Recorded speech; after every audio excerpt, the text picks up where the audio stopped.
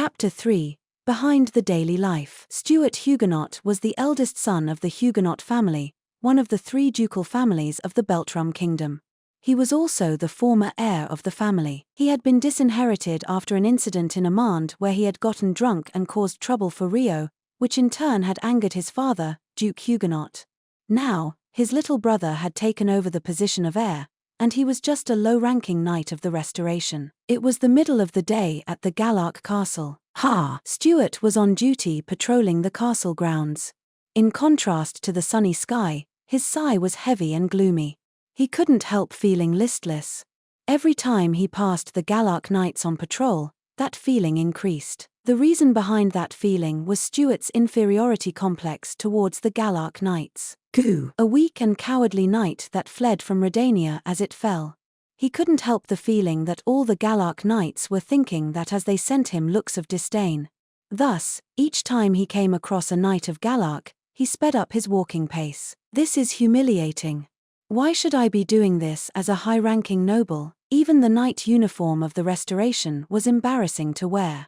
The reason he felt this way was probably because he himself would think the same if the positions were reversed. Wouldn't it have been better to stay in Redania as a prisoner of honor? Such thoughts flashed through his mind. No, there's no guarantee they would have kept everyone alive. He recalled the battlefield at that time and immediately corrected himself.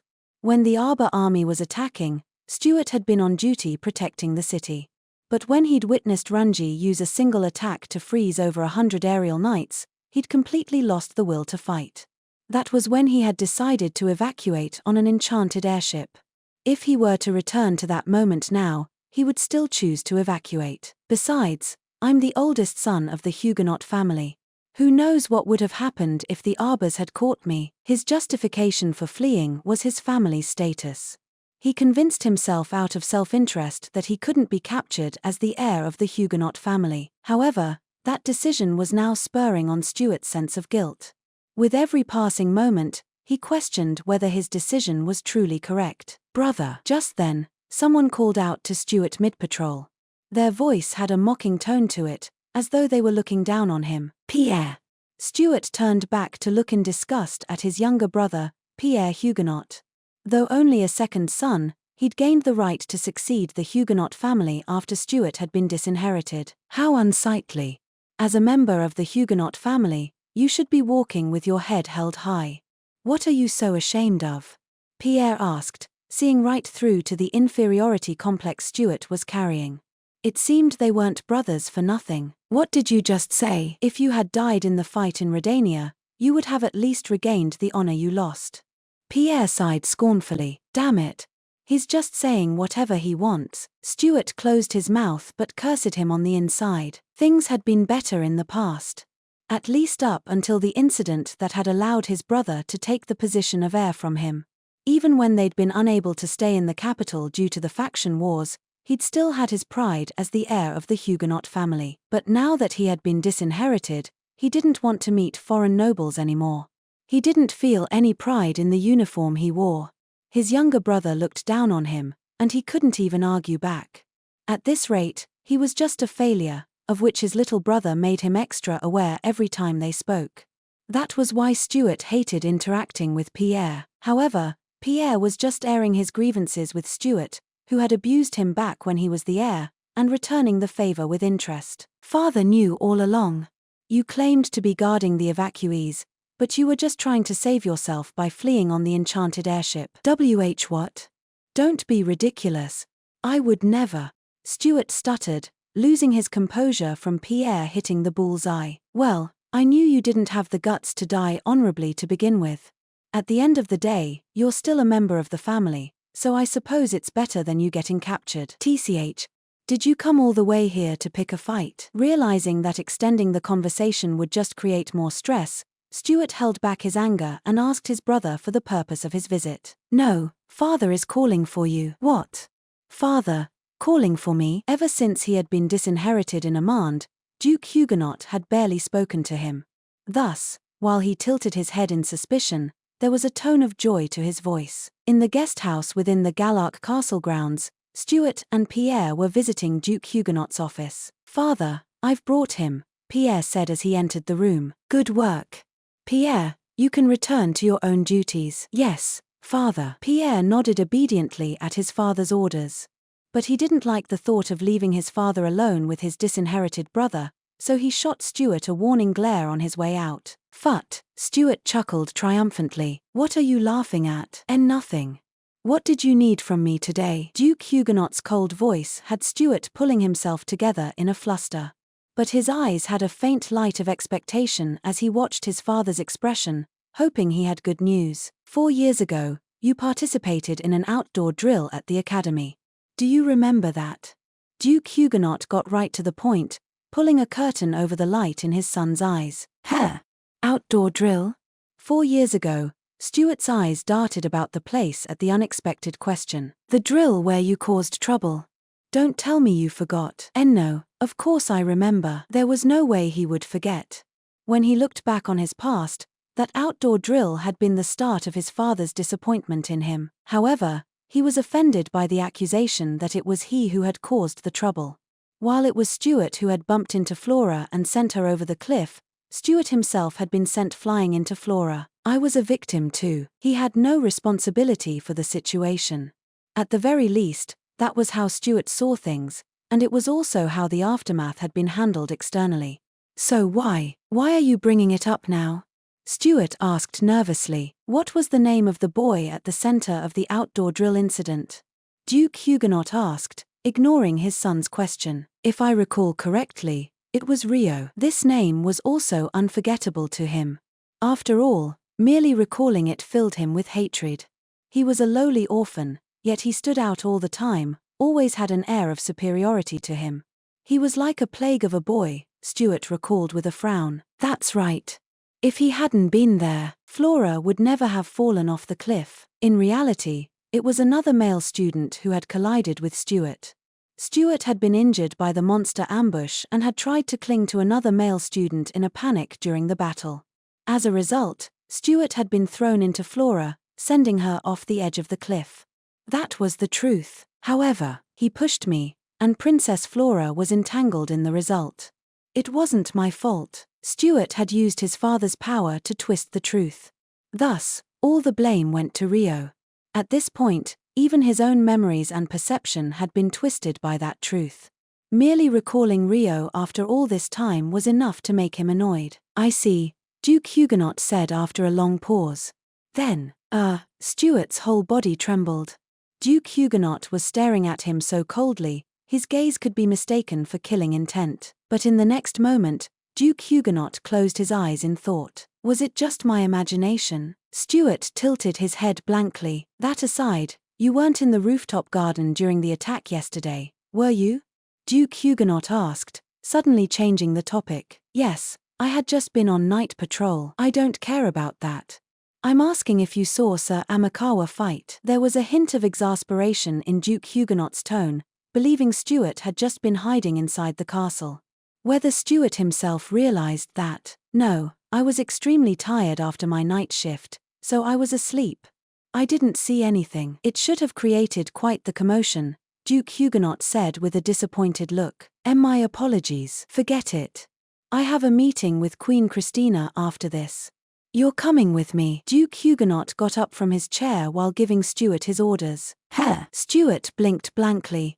His father never took him with him anywhere anymore. I told you to follow me. Me. All right, away.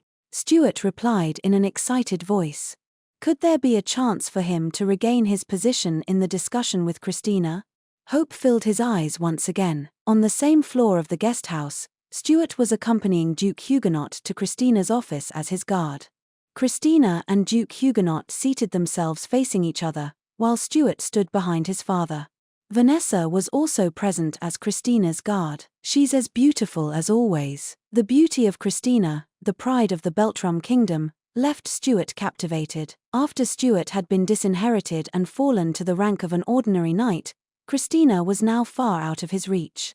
They'd once been members of the same squad for the Academy's outdoor drill, yet now he barely had the opportunity to see her from afar, much less meet her face to face. When was the last time he had seen Christina this close? She's nothing like those cheap girls that can be bought with money. The average noble lady could never compare. Her grace and her charm are on another level. Stuart was being affected by Christina's fragile and refined atmosphere.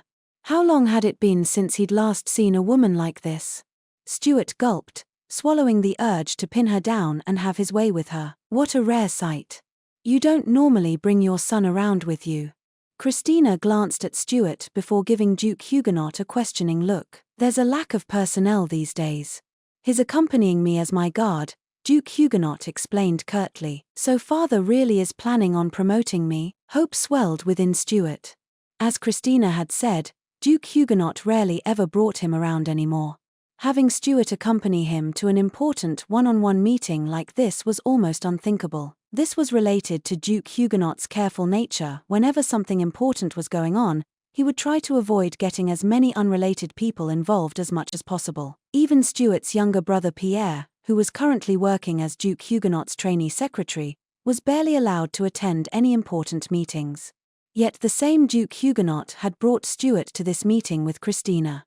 It was no wonder Stuart felt he was being treated favorably. After being banished to the shadows to constantly feel pathetic about himself, all the conditions were fulfilled for Stuart to be even more elated. He puffed up his chest proudly at the attention Christina was giving him. This is it. This is how a noble of a duke house should be. This was the stage above the heavens that only a select few of the highest-ranking nobles were allowed to step on. The feeling of returning to that stage filled Stuart's heart with pride. However, I see. Very well. So what business did you have today? I have a meeting with King Francois after this, so I'd appreciate it if you made it quick. Christina immediately lost interest in Stuart. Although she seemed curious about why Duke Huguenot was doing something he didn't usually do, she had deemed it a waste of her time to pursue the thought. She figured Stuart wouldn't be there if it wasn't a topic he couldn't listen to, so she asked about the purpose of the meeting. While it isn't extremely urgent, there is a matter I wish to discuss with you sooner rather than later. It's about the future of the restoration. Let's hear it. First, regarding Haruto. Sir Amakawa and the strange phenomenon surrounding him. Up until yesterday, we had absolutely no memory of him. This is related to the future of the restoration, yes? Christina shot Duke Huguenot a look of mixed exasperation and wariness at the sudden, seemingly unrelated topic. Yes. It just so happens to involve him. Which is why I want to know what happened to him. Is there anything you can share with me? I was told he was cursed by a nasty ancient artifact. We were only able to regain our memories of him thanks to this barrier around the city, which neutralizes the effect. Christina had already heard about what had happened to Rio from King Francois yesterday. Other than the residents of Rio's mansion, only Francois, Christina, Flora, Liliana, Liselot, and Aria were aware of the truth. However, out of all the transcendent ones, the wise gods were viewed as religious deities in the Straw region. There was a condition to sharing the information, and that was to receive Rio's direct approval before informing any third parties. It had even come with the threat of losing the Galark Kingdom's trust, thanks to King Francois. That was why Christina feigned an emotionless look as she lied. This was the explanation she had discussed and decided on with Francois and Liliana beforehand. In this world, there were a vast number of magic artifacts, far too many to keep track of, which was why most unnatural events could be dismissed as the effect of an ancient artifact. An artifact's curse, you say? I have heard of interesting artifacts that can affect the mind and memories of a person before. Do you not believe it? It's not that I don't believe it, it's just that the area of effect is far larger than I can believe. Almost to a nonsensical degree. It was only natural for him to be dissatisfied by this explanation. However, the truth was even more nonsensical. Being told that their memories weren't being controlled by an artifact, but by the rules of God would be even harder to believe. I don't blame you. I'm confused too. Christina agreed with Duke Huguenot with a genuinely troubled smile. But it actually happened. And we have no reason to doubt Sir Amakawa, she added with a serious look. Those words alone made it clear that Christina had absolute faith in Rio. Of course. I'm not suspecting him of anything. Then what is it? I merely did some light investigation into the reactions of those around us. To my surprise, There were a large number of people who hadn't realized they had lost any memories to begin with. So it seems, Christina had already heard of how the people in the castle had reacted to Ryo. Those who had no interest in him or had barely interacted with him hadn't even noticed that their memories of him had been missing. They didn't pay Ryo any mind to begin with, so the empty space in their memories had no effect on them. He was no more than a passing thought to them. In contrast, those who were greatly involved with Ryo were deeply impacted by the return of their memories. They also felt the blank interval in their memories much more keenly. The prime subjects of this were the residents of Ryo's mansion and those who had witnessed the battle on the rooftop garden. You were aware. Take Stuart, for example. He didn't witness Sir Amakawa's fight yesterday. Duke Huguenot glanced at Stuart over his back. Is that why he brought his son? Christina also looked over at him. Stuart. You remember Sir Amakawa, yes? Yes, I remember him. Stuart nodded with a grimace. He couldn't forget even if he wanted to. Haruto Amakawa was the reason he had tasted bitter hardships in Amand. Stuart considered him the culprit behind his disinheritance. However, that didn't mean he thought of Ryo around the clock. You should have lost your memories of him too. Did you feel anything odd regarding that? No. It's not like I think about that man on a daily basis, so I never noticed. Glossing over the fact he nearly said that guy, Stuart gave his answer with a dissatisfied look. As you can see, there are some people who never noticed their missing memories. Duke Huguenot stopped looking at Stuart over his shoulder and turned back to Christina. I understand that, but get to the point already. I don't see how this topic connects to the future of the restoration, Christina said, returning her gaze to Duke Huguenot to question the direction of the conversation. There is a connection. We need to know what kind of obstacles may get in the way of inviting him to the restoration. It was already clear that the main subject was inviting Ryo. I believe I previously asked you to drop the idea, Christina said with a tired look. She probably had an inkling of how the conversation would go from the moment Ryo was mentioned. But you should be well aware of the precarious situation we're in. Duke Huguenot's words were uttered with a sincere urgency. His strong determination and refusal to back down easily could be glimpsed. Father, Stuart gazed at his father's back in wonder. The topic was much more serious than he had been expecting. Of course, I know. It isn't just a lack of personnel or finances. We have no hope. No future. We've lost Redania, and the evacuees separated from their family are filled with fear. I don't want to fear the worst, but if this situation drags on, people may be tempted to defect. The survival of our organization is at risk. I know that. That's why I declared my accession earlier than planned. In reality, Christina's declaration to ascend the throne had received favorable reactions from the members of the restoration. However, it's true that your declaration helped relieve some of the members' worries. But it only bought us a little more time.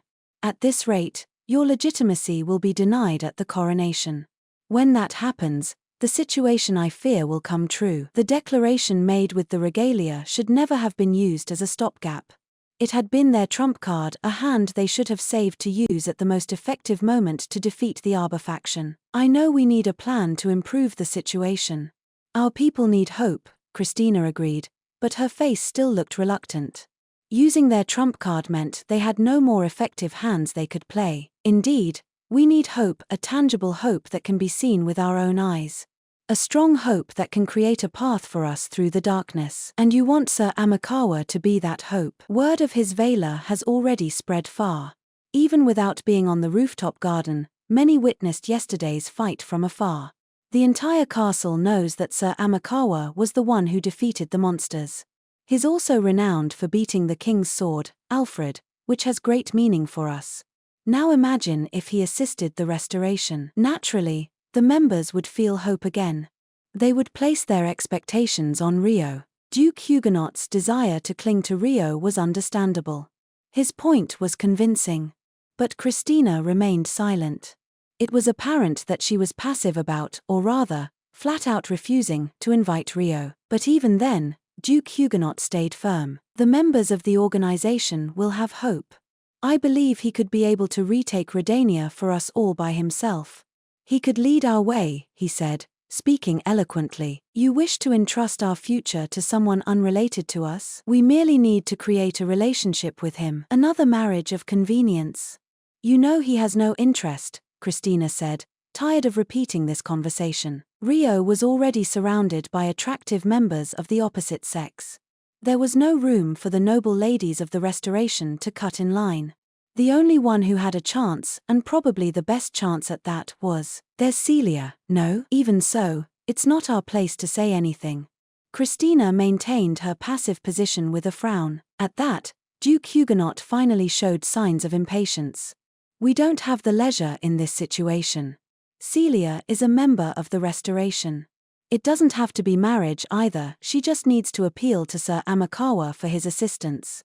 The fact that she isn't doing that already is one problem, but the fact that you won't order her to do so is another, Duke Huguenot argued emotionally. I would never do such a thing, Christina said, brows furrowing in clear disapproval. Why not? What does Sir Amakawa have to gain from helping us? It would be shameless of us not to offer an appropriate reward. We can ask him what kind of reward he wants, no? Why don't you do that? I've tried to probe into it before. As a result, I realized there was nothing we could offer him. He doesn't have many desires, you should know that too. Nevertheless, we've never invited him to formal negotiations as an organization. Even if it fails, it's worth a try. We should at least approach him and ask for his cooperation. Both sides presented firm arguments as they debated. Although he was up against his direct superior, Duke Huguenot wasn't showing any reserve today. I had no idea father could be so zealous. Stuart quietly held his breath as he watched his father argue with Christina. Are our prospects really that bad? Of course, he was aware of the Restoration's precarious situation as well. But his vague impression was made much more real by the sight of his father, the organization's number 2, arguing so heatedly. Christina, who had been so passive about requesting Rio's assistance, fell silent in thought with a troubled look. She could imagine the situation improving dramatically with Rio's assistance. It was true she didn't have any better ideas either. Duke Huguenot grew tired of Christina's silence and pressed her for an answer. Your Majesty, I wouldn't be urging you this much if there were other ideas. We don't have the time to be considering non-existent options. Is there a reason we cannot even ask Sir Amakawa for his assistance? Sir Amakawa is still suffering from the effects of his curse. Even if we were to receive his assistance, we will forget him as soon as we leave the barrier, Christina argued bitterly. But that shouldn't be a hindrance to receiving his help. We'll remember him again if we return to the barrier, no? The downside was an inability to coordinate with their own army outside of the barrier, but their strategy wouldn't have involved using Rio in a group anyway. They wanted him for his outrageous power as an individual. If he could use that power for their army, it wouldn't matter if they couldn't coordinate with him during the mission. There is another reason. You saw how he wore a mask when he was fighting, right? Yes. Without that mask, Sir Amakawa is unable to fight outside this barrier. Is that another part of the curse? Yes. If he fights without the mask, he'll lose his memories of himself, Christina said, explaining the reason for her reluctance. That does sound like a problem, but Duke Huguenot hummed, not looking entirely convinced. The masks break as his fighting due to the effects of the curse.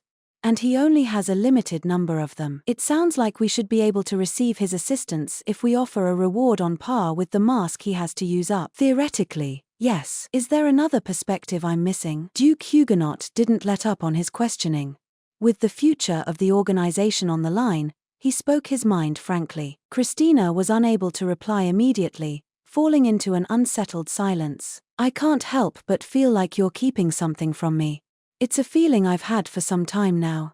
Whenever Sir Amakawa is the topic, you seem to draw an emotional conclusion first and make up a logical excuse afterward. Duke Huguenot pressed the matter further, cutting off any chance of her dodging the question. I just don't want to cause him trouble. The look in Christina's eyes darkened out of guilt over Rio. Is that really the only reason? For some reason, Duke Huguenot sounded nervous after coming this far. He showed the first sign of hesitance since the meeting started. What do you mean? Christina asked, tilting her head dubiously. You don't want to cause him trouble. I see, I understand. But that doesn't seem like the only reason to me. So what is it? That's what I'd like to know. Duke Huguenot looked down and muttered to himself bitterly. He then noticed Stuart standing behind himself and almost looked like he was about to turn around. Father! Stuart wondered to himself. Just then, the hourly ringing of the castle chimed. Your Majesty, it's almost time for your meeting with King Francois, Vanessa whispered in Christina's ear. Sorry, but as I said in the beginning, I have an appointment with King Francois. Sir Hiroaki will also be in attendance, so we'll have to continue this conversation another time. Christina sighed as she wrapped up their talk. I will visit again in a few days. Duke Huguenot sighed heavily as well and left the room. Immediately after exiting the room, Duke Huguenot came to a stop and addressed his son. However, he did not turn around. Why yes, Stuart couldn't tell what kind of expression was on his father's face. However, he had witnessed the fierce argument with Christina just now, so his reply was nervous. Forget what you heard in the room, Duke Huguenot ordered in a cold voice. He still did not turn around. Excuse me? Stuart's reaction to the sudden order was delayed. Your reply? Why yes. Duke Huguenot's irritated voice startled Stuart into nodding immediately. Don't do anything else, Duke Huguenot added, voice still devoid of all emotion other than resentment. Stuart couldn't make heads or tails of what he was saying, but Duke Huguenot started walking back to his office on the same floor without saying anything else. Stuart quickly chased after his father. They soon arrived at the office, where a visitor was waiting for them. Ah, good timing. I thought I had missed you and was about to leave. The visitor was a middle-aged man of large stature. There was also a guard beside him. Why, if it isn't Duke Gregory? Duke Huguenot's eyes widened at the unexpected encounter. Clement Gregory was one of the leading nobles in the Galark Kingdom. Before Rio became a transcendent one, Saint Erica had seized the capital of his territory. I apologize for the unannounced visit, but I had some pressing matters to discuss with you. Is this boy with you? Duke Gregory looked at Stuart. My son, Stuart. Hello. Pleasure to make your acquaintance. Stuart brought his right hand up to his chest and gave him a knight's salute. My, how dependable. Not at all. I'm ashamed to say he has no claim to the title despite being my eldest. Goo. Humiliated by his father, Stuart trembled in shame. Duke Gregory looked at him and smiled. No, he looks like a wonderful son. Thank you. Now, you said you had something to discuss. Yes, preferably off the record. Of course. Please, come in. Duke Huguenot invited Duke Gregory into his office. He then turned to his son. Stuart, return to your post. Yes. Stuart replied respectfully and returned to his patrol. After Duke Huguenot's secretary prepared tea and left the room, I heard your queen is about to have a meeting with our king, Duke Gregory said as though he was making small talk. Yes, I'm surprised you know. The hero of our nation, Lady Satsuki, is also attending along with the new hero, Sir Masato. So is Princess Charlotte of our kingdom, and Princess Liliana of the Centostellar Kingdom. On top of that, Amakawa, the one at the center of all this commotion, will be there too. Duke Gregory's eyes narrowed slightly. He seemed to have an opinion on the attendance list, and in particular, Rio. Oh. Duke Huguenot's eyes widened. Oh, were you not aware? Duke Gregory asked pointedly after seeing that reaction. Not of the full list of attendees, no. It seems like quite the grand gathering. Yes, who knows what will be discussed with all the heroes gathered there. I haven't heard anything either. It was indeed an interesting gathering. Duke Huguenot hummed to himself. It's not good having so many secrets. They said they weren't going to discuss anything major, but that appears to be a clear lie. Duke Gregory shook his head in disapproval. Indeed, I wish they would hide things better if they wanted to keep secrets. Otherwise it just feels like they're telling us to our face that they don't trust us. It would be one thing if it only lowered motivation for a short period of time, but for an ongoing cooperative relationship, mutual trust was essential. It would be terrible if the dissatisfaction grew to the point of losing even the minimum level of trust, leaving only resentment. I completely agree. Sharing information is proof of trust, after all. Such poor lies will only lead us to suspect something unfavorable to us is going on. As their chief vassals, I do wish they'd trust us more. Perhaps it was because of his own experience, But Duke Gregory's words carried not only empathy, but his own dissatisfaction. Well, it's not like I'm demanding to be told everything. I have no intention of asking for information unrelated to me, and I understand that there are some things that need to be kept confidential. I do the same to those around me. It was fine there was information that couldn't be shared. What was important was to make that clear without trying to evade the question. Sometimes, not sharing information could be proof of trust as well. At the very least, that's what Duke Huguenot personally believed, and he tried to put that into practice as much as possible, especially when the matter concerns oneself. Avoiding the question, changing the topic and speaking in circles, then being annoyed when asked for clarification? It's inexcusable, Duke Huguenot agreed. The latter half of his words also appeared to be based on his personal experience, as he had a glimpse of a bitter frown on his face. Brouhaha. Why does that sound so familiar to me? It seems we've both suffered a lot. Duke Gregory laughed heartily. So it seems, Duke Huguenot said with a chuckle. Having exchanged light-hearted complaints as business talk in lieu of greetings, they formed a feeling of camaraderie. While I would love to drink the night away with you while discussing such things, let us leave that for another day. I came here to discuss something serious today. You mentioned it was a pressing matter. Yes, and one I would like to keep between us. Understood. What is it about? Both dukes stiffened in expression and stared at each other warily. I was actually reluctant about accepting this duty. But you're familiar with the association of nobles across kingdom borders, no? Duke Gregory presented an oddly roundabout preamble. Does this involve the Beltrum Kingdom's nobility? As I expected, you're an astute one. You see, one of my relatives married into a noble family of your nation. I've received a message from a certain person. Oh! The look in Duke Huguenot's eyes sharpened at Duke Gregory's words.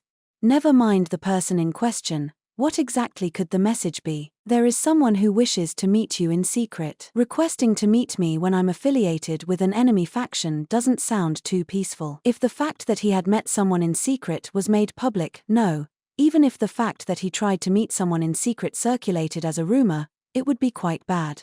It wouldn't be a surprise if he was branded as a traitor. You would both be nobles of the same kingdom, worried about the kingdom's future, no? It all depends on how you say it. Bringing up something like this could put your own position at risk, Duke Gregory. That's why I'm here meeting you one-on-one.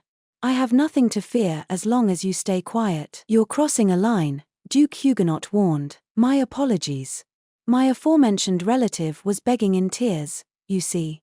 I felt the need to fulfill my obligation to them, so please forgive me. Don't get me wrong, I am merely a neutral party. I have no idea what they wish to discuss with you, and it won't be my concern whether you choose to meet them or not, Duke Gregory said, emphasizing his neutrality, but it was clear that Duke Huguenot was wary. Is it a trap, or a defection? Either way, they've made a move to throw me off balance. But approaching me in this way means, he had expected there to be traps to split the restoration, but he was surprised to see he was the target. If this was a trap, it was most likely an invitation for him to betray Christina and defect to the Arbor faction. It wouldn't be strange for other nobles to be targeted already. This is why I've been telling her we need to make the first move. In order to prevent these kinds of situations, they needed Haruto Amakawa's reputation. Yet Christina was still hesitating at this late stage. Duke Huguenot bit his lip in irritation. With such an unclear future ahead of them, it would be no wonder if people started defecting. If Duke Huguenot was being shaken as one of the leaders of the organization, the nobles at the bottom would be even more agitated. What if there were nobles lining up to accept the secret meeting? Would it be better for him to accept the meeting just to see what the other party was up to? No, that's out of the question. I would never. Before he knew it, Duke Huguenot felt like he was standing at a crossroads with no way back. He swallowed his breath nervously. I'm sure you'll need some time to consider. You may give me your reply at the meeting that will surely be held about our future with the Beltrum government, or at the very latest, the coronation ceremony. Duke Gregory gave him a deadline for his response. There was a thin smile on his face, as though he was enjoying Duke Huguenot's distress. I can't give a reply without knowing who the other noble. No, never mind. I will pretend we never had this conversation. Duke Huguenot refused the offer firmly. He pressed his right hand over his eyes as though holding back a headache or keeping away the fog of hesitation hanging around him. Very well. Duke Gregory nodded easily, looking unaffected by the reply. Thus, the secret discussion between the two dukes came to an end. While Duke Huguenot was finishing up his secret meeting with Duke Gregory, heroes and royalty alike gathered in King Francois's office in the castle. Satsuki, Masato, Hirooki, Charlotte, Liliana, Christina, and Francois were there, along with Rio and Asia. In fact, it was Rio who had called them all there. His purpose was to explain everything regarding upper high-class spirits and heroes to them. Sarah, Orphea, and Alma, who were deeply acquainted with spirits, were in attendance as well. Rio and Asia were the only ones standing as they gave their explanation. Yesterday, during the meeting they had held for the residents of the mansion after the battle, details about the heroes and upper high-class spirits had been obscured on purpose. They only explained the situation to the royalty of each nation prior to explaining it to the heroes themselves. First, they revealed that heroes had upper high-rank spirits in them, and that those spirits were constantly assimilated with them. Sarah and the other spirit folk were shocked to learn that the upper high-rank spirits that had been missing for so long had been right near them. However, they held their tongues, since the explanation was being held for the sake of the heroes. Assimilation with an upper high-rank spirit, Satsuki muttered, looking down at her body curiously as she remained seated. The 6 upper high-rank spirits were called the Transcendent Ones along with the Dragon King and 7 wise gods. They were beings that protected this world. Satsuki has a wind spirit, Hirooki has a water spirit, and Masato has a contract with an earth spirit. Contracts are made through mutual agreement.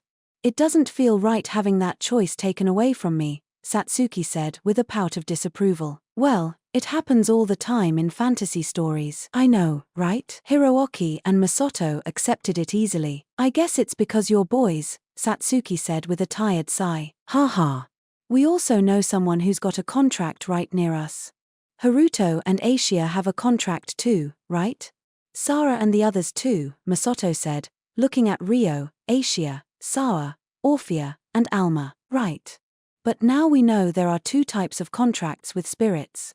The normal spirit contract with a shallow link, and the stronger spirit bond.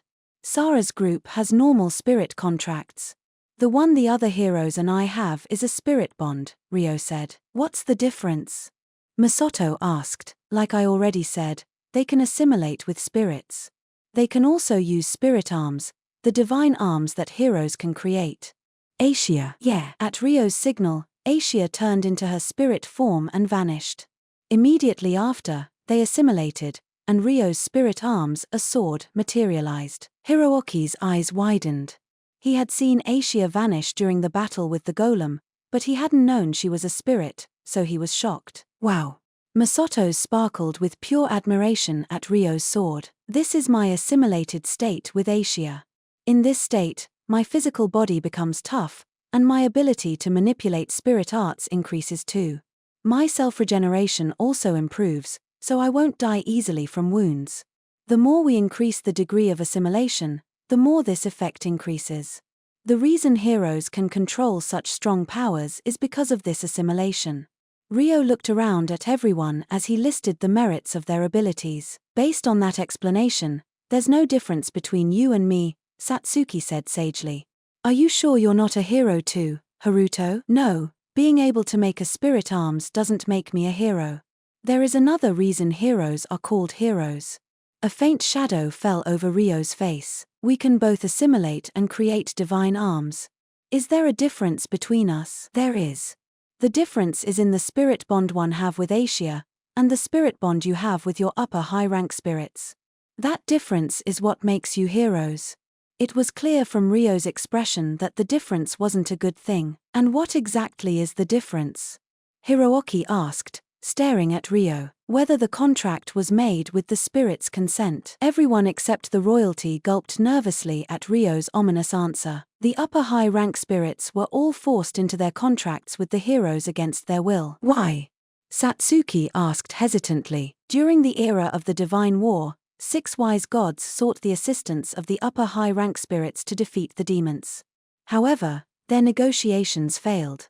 I don't know the details myself, but it seemed they tricked them. The 6 wise gods created a subservient sorcery system in order to unilaterally use the spirit's power. That is the hero system. Ryo explained the secret of the hero's birth. The 3 heroes of the current era all had conflicted looks on their faces. Isn't that kind of awful of the 6 wise gods? Satsuki said, giving her honest opinion. Are you sure you should be saying that? They're the gods worshipped across straw, no? Hiroaki glanced over at the reactions of the royals in the room, worried they were discussing a dangerous topic. It definitely can't be publicized, Francois said calmly. I was informed of this in advance, but it was Haruto who requested this meeting so that the heroes could be informed of this issue. I hope you can all swear to never speak of this to anyone else. Hiroaki glanced at Ryo's face and ruffled his own hair as he nodded. All right. I'd rather stay away from religious problems anyway. Let's get back to the topic. The answer to if I'm a hero is no. Only those with spirit bonds with the 6 upper high-rank spirits are heroes, Ryo said, revealing the definition of a hero. But there's no difference in what you can do compared to us, right?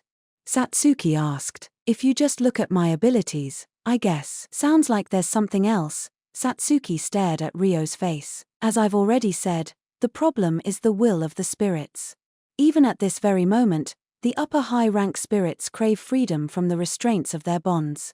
If I say that much, you should be able to piece together the rest. The heroes must have imagined the spirits sleeping peacefully within them.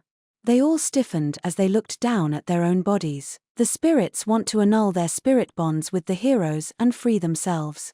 But that isn't possible, as the 6 wise gods have cast a powerful seal to prevent them from surfacing. We can't break the contract even if we want to? Satsuki asked. Unfortunately, no. The spirit bond fuses the human and spirit at a near-soul level. Once the spirit bond is formed, there is no way of breaking it unless the contractor dies, Ryo said, hesitantly but clearly. I see. Asia and I can freely cancel our assimilation, but the heroes cannot. You're constantly forced to be assimilated with the spirits. So that's one thing you can do that we can't, Satsuki said. Yes. Because this involves all of you so closely, I want to explain the demerits of assimilation too, Ryo said as preface. Think of it as becoming a being that is both non-human and human while you're assimilated with your spirit. If the degree of assimilation gets too strong, you really may cease to be human. The effects of this are unknown. At worst, you might be unable to return to being a human. So it's an ability boost with risks. Hiroaki seemed to find that rather cool, as he had a fearless smirk on his face. My hair and eye color permanently changed as a consequence of a powerful assimilation. My body also suffers strain relative to the degree of assimilation afterward. Hiroaki's face stiffened faintly when he heard about the actual changes to Ryo's body. I don't know what will happen if I continue to assimilate with Asia, and I might just be lucky I've gotten away with this much until now. The heroes are constantly in an assimilated state, so please don't think about increasing the degree of assimilation. Weak assimilation seems to have no effect on the physical body. Is it possible to lower an assimilation after raising it?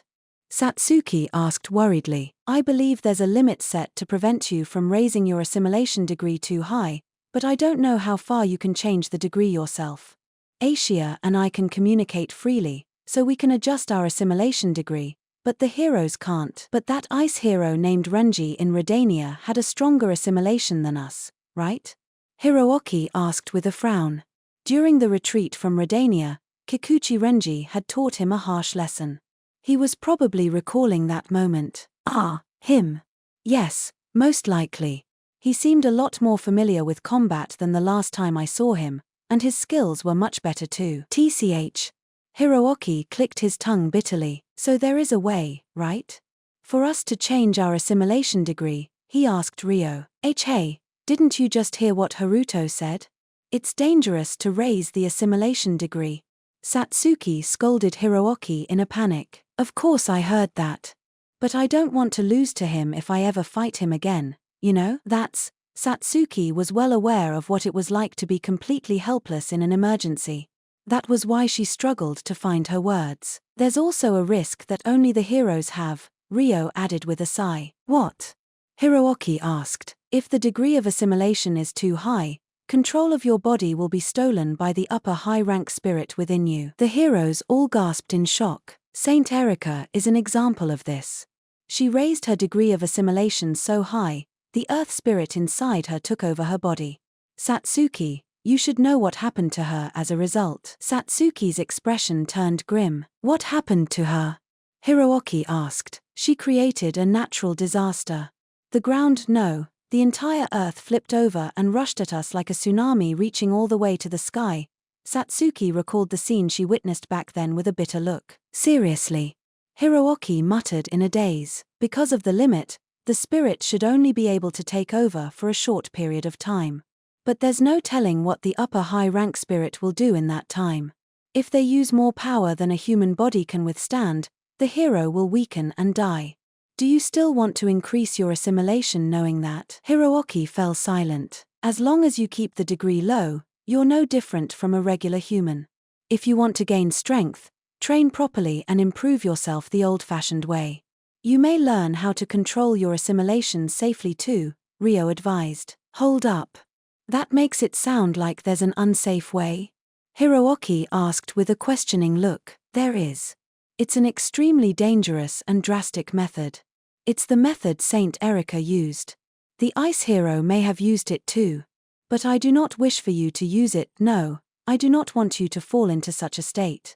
Which is why I will explain what it is. In a way, this was the main topic he wanted to discuss. Heroes can force their assimilation degree to increase by suffering a fatal wound. For the umpteenth time, a pained silence fell over the meeting. Heroes cannot die easily even if they're mortally wounded.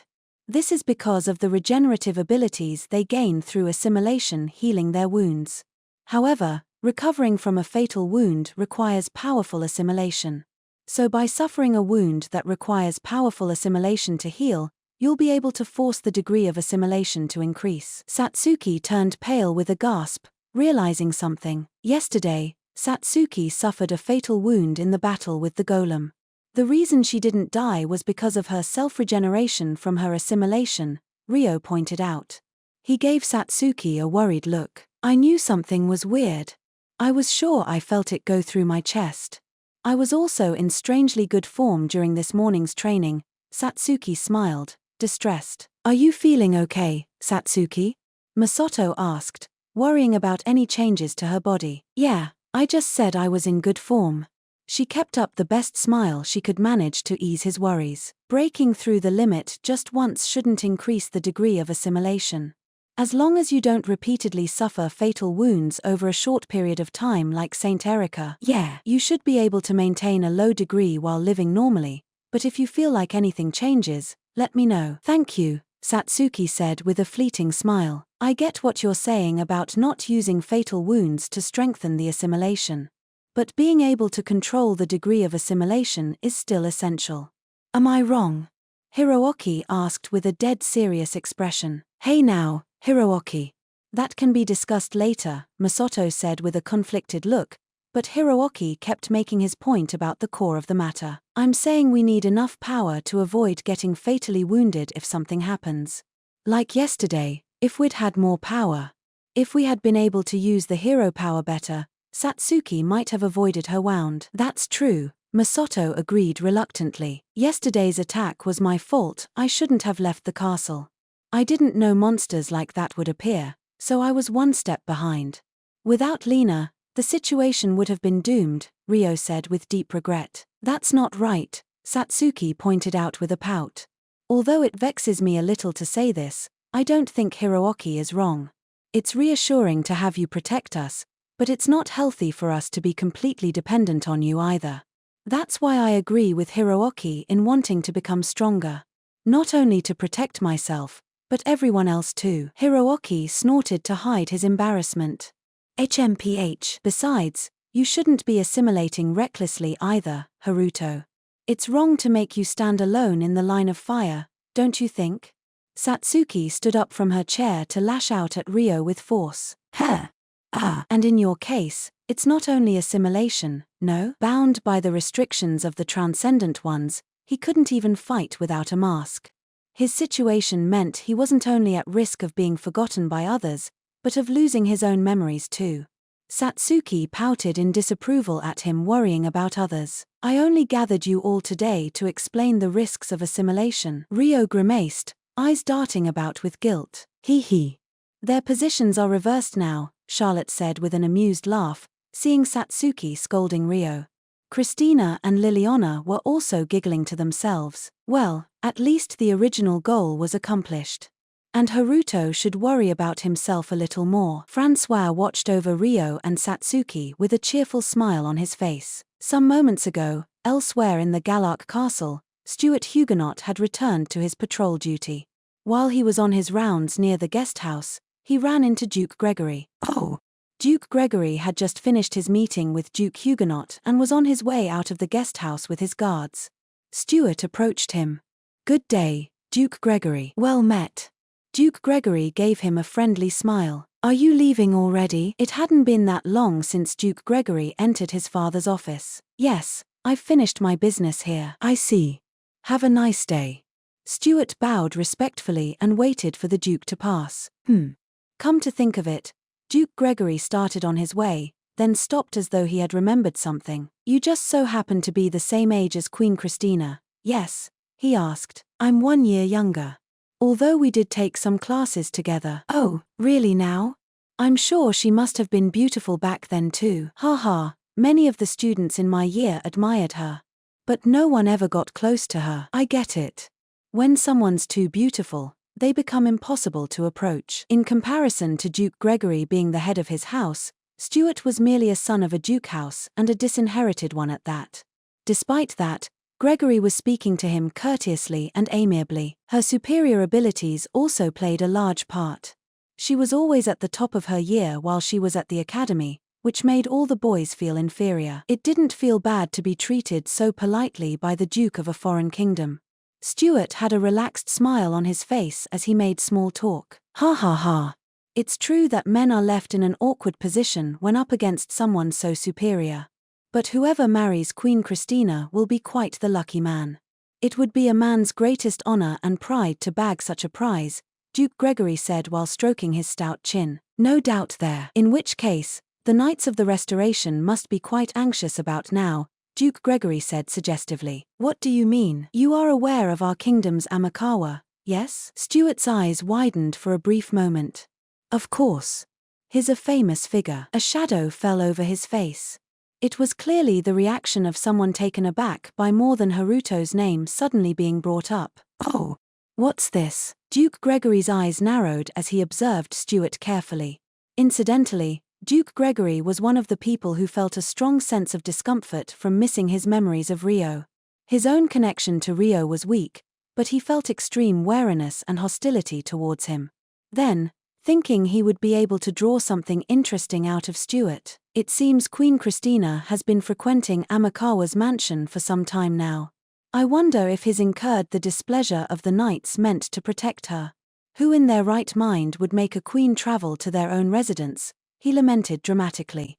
It was an attempt to shift the curtain over Stuart's heart and reveal the shadow he had shown a glimpse of earlier. Yes. I can't say I agree with it either. But I'm sure Queen Christina knows what she's doing. Oh. Such as, well, if you can keep it between just you and me. Stuart hesitated for a brief moment but ultimately decided to speak.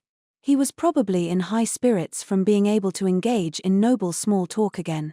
Although it was with a foreign noble, it had been a long time since he had such an opportunity. Of course, I think she may be trying to borrow Sir Amawaka's power for the restoration. She fears he'll reject her, so she's going out of her way to show reservation before him. I see. His military strength is indeed on another level. But there should be no need to show any reservation. Our kingdom is allied with the restoration, so if your leader requests assistance, he should be happy to help. That is his duty as a member of noble society. Duke Gregory's smooth speech succeeded in stirring Stuart's negative feelings about Ryo. Well, he was originally a commoner, so I'm not surprised, Stuart scoffed, showing his deep-rooted discrimination towards Ryo's birth status. He's a former lowborn, you say? Duke Gregory agreed with a cold laugh. I have my doubts about that, though. His ability is the real deal. There's no doubt about that, and he shouldn't be underestimated for it. I don't like to admit it, but he's necessary to the Galark kingdom. I can understand why His Majesty gives him special treatment. Although it doesn't change the fact that his background is suspicious, Duke Gregory actually valued Rio rather highly on the inside, conflicted as it made him feel.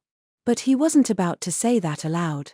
He was trying to goad Stuart into revealing more information right now. Although his expectations were low, it was possible Stuart knew something about Rio that he didn't. There was no knowing what kind of useful information could be lying hidden. And so, goodness me, I'm glad we can agree with each other so well. If I recall correctly, your name is… Duke Gregory expressed affinity in order to close the distance with Stuart. It's Stuart. Seeing Duke Gregory try to recall his name, he voluntarily introduced himself. He must have been happy to be acknowledged. That's right, Stuart. This meeting must be some kind of fate. Would you like to take a walk with me and talk some more? As a sign of wishing to build rapport, Duke Gregory spoke in a more casual tone. Of course. I would be delighted to. Stuart accepted the invitation with a smile. The two then walked shoulder to shoulder, with the Duke's guards following at a distance. Speaking of Amakawa, don't you think he's rather suspicious? He claimed his parents were immigrants, but there's absolutely no history of him before he suddenly came to fame. Then he went and miraculously vanished from our memories for a period of time. It's honestly getting rather eerie. Duke Gregory brought up the subject of Rio once again. He wasn't lying, this was what he truly thought of Rio. He could acknowledge Rio's abilities, but as a man who didn't trust easily, he still felt a sense of suspicion. Yes, he's a mysterious one. I remember the first time I saw him in the outskirts of Amand. He saved Krisha's daughter, Liselot, from that monster attack. Yes? I heard he displayed a strength unthinkable for his age as he scattered the swarm. Yes, I was there too. And the rumors of his strength are accurate. Though I believe a large part of it was due to his enchanted sword, Stuart said with a somewhat bitter look, unable to acknowledge Rio's strength honestly. But don't you think it's rather strange? A man as strong as him was completely unheard of until then. Enchanted swords aren't easy for commoners to get their hands on either. I agree, it's very unnatural. I've suspected him of hiding his past and masquerading as someone of different status before, but… Oh, how sharp of you. As expected of Duke Huguenot's son, I should say. Wonderful. Stuart looked pleased at Duke Gregory's exaggerated praise of him. No, not at all. It's been a rumor for a while. I was actually thinking the exact same thing. He must be lying about who he is. But is there a reason for a man that powerful to hide his identity? No, he may have some kind of dark past he wants to hide, you see? Right. When you put it that way, it makes sense. In which case, he shouldn't be left in the center of noble society. It's too dangerous. The abnormal phenomena involving everyone's memories of him happened just recently. It was explained as a curse from a magic artifact that blocked everyone's perception of him, but I think it sounds fishy. He might be using that artifact to hide any unfavorable moments from his past. Is it silly of me to suspect him of this? Good point. I think your theory is well thought, Duke Gregory. You've certainly convinced me, Stuart said, praising Duke Gregory and expressing his strong agreement. Oh, you think so too? Yes. If he's able to manipulate the memories and perception of others, it should be easy for him to lie about his identity. Wouldn't it be better to investigate that artifact in detail? Apparently, the artifact was taken by an opposing magic user. Surely not. He might have hidden it away, Stuart said with a doubtful look. I did pass my apprehensions on to His Majesty, but he told me not to speak nonsense and dismissed me. What? Is there a chance the king is being manipulated too? Oh dear, don't say that too loud now. If it's true, His Majesty would be a victim, but without any proof, you would sound like you're doubting the king. All right, it was a slip of the tongue. Forgive me. Stuart flinched and apologized in a hurry. It's fine, I understand what you mean.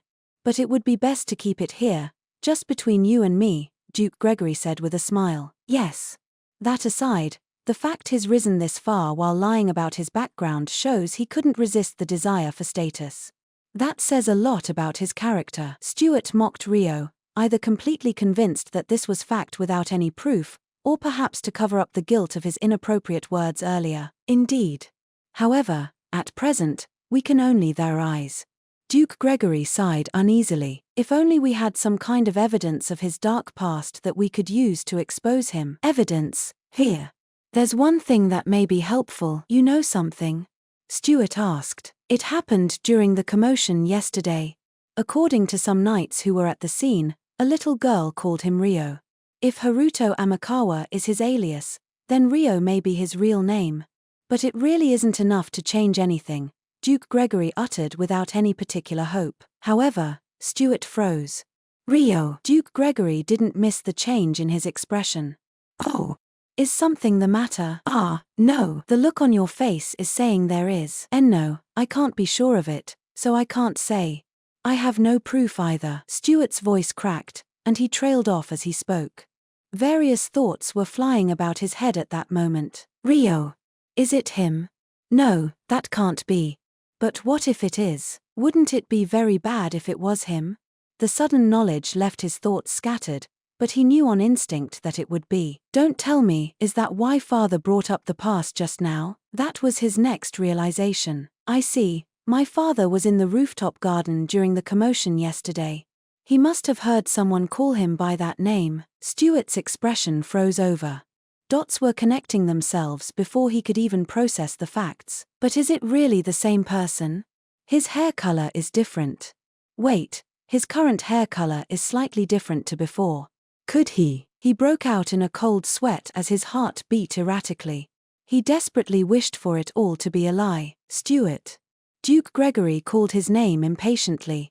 Stuart snapped back to his senses. Why yes, I'm very curious about what you're thinking. Will you not share your thoughts with me? About that. He didn't want to share them. His thoughts weren't even gathered enough for him to make a judgment on sharing them. Stuart tripped over his words awkwardly. If you won't tell me, I'll have to ask the other members of the restoration for clarification. Duke Gregory was unsatisfied with that answer after seeing such a reaction right before his eyes. He decided to say something Stuart wouldn't like, to ask around and see if anyone else knew anything. Wait a moment. I need a little time. Just a little time to think. Give me one day, at least until tomorrow. Can you please wait? Very well. Then I will wait until tomorrow morning. Thank you very much. I shall come visit you tomorrow. Yes. Duke Gregory gave a clear warning, making Stuart nod somberly. I look forward to what you have to say. Once they'd decided on where to meet, Duke Gregory took his leave.